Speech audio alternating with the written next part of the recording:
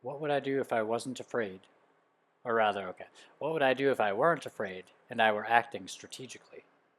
Games that help you get through the rough times. My life has been a horror show for a long time. Someone in my life has, been difficult to deal with, and it's not really that funny, but it would probably probably come off as funny to a lot of people. But those people would probably be people who would be, kind of antagonizing me as well. But there is definitely something like that, or it feels like it, and it's difficult. Anyway, what games? What games? What games can help me?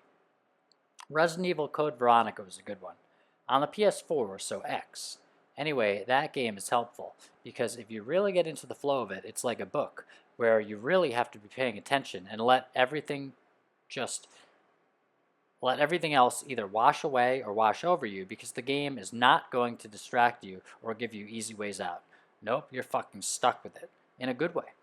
It is a slow, brutal crawl through about the most Illuminati shit possible.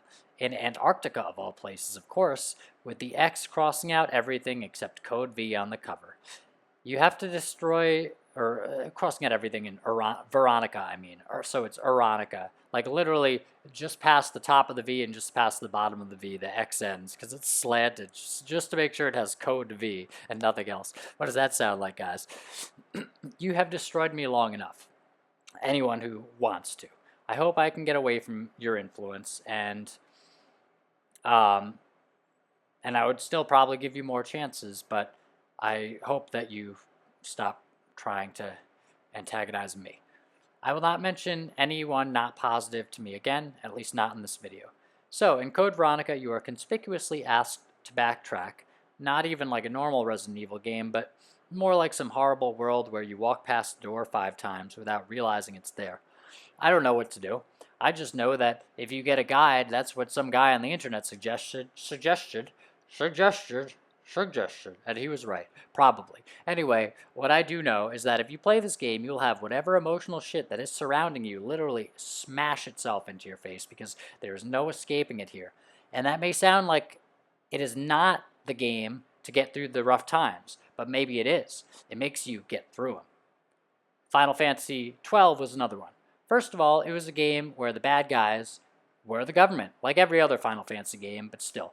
Or a corporation that is basically a government, and the bad guys are always the people who just tell you what to do, period, with arms behind it. Anyway, these bad guys were the government, and I was actually really hooked in when they did their little Final Fantasy scene of revealing their true goal of hurting you. Just because, like the trails left in the sky by planes, that's just fucking what they do.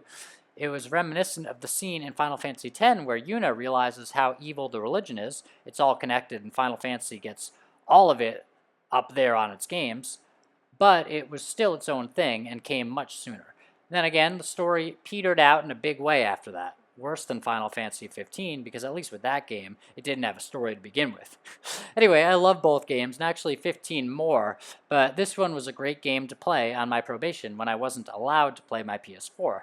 That's because it had a good hook after an opening that had literally been so dull and long and weird that it had stopped me from playing to it the time I got it when it came out. I had this game on the Christmas of release, I'm saying, and I stopped playing it at its epic, dull-seeming city opening, just like I could have stopped playing Final Fantasy IX.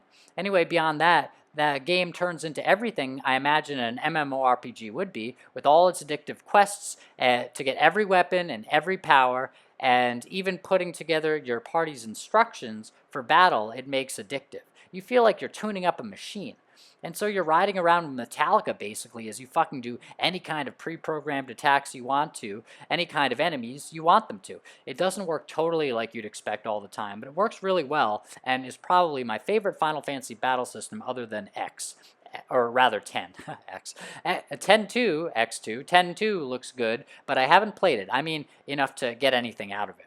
My favorite Metallica album is And Justice for All, though Saint Anger is a close third behind a Master of Puppets maybe or something. Anyway, this game is perfect because you sink into it like a person sinking into a problem that you love solving, and in that, you are not in your world.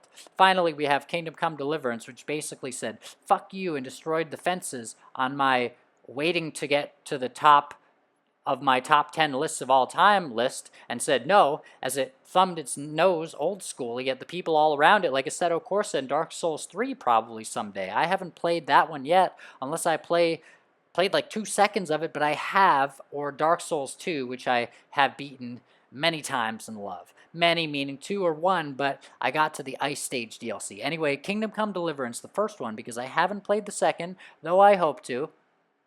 That game is like going to a place where everything is okay, like Don Draper talks about in The Carousel. It is like going to a place where the people are maybe violent and mean, but they are not disgusting and ugly both inside and out like our snide culture. They're nice.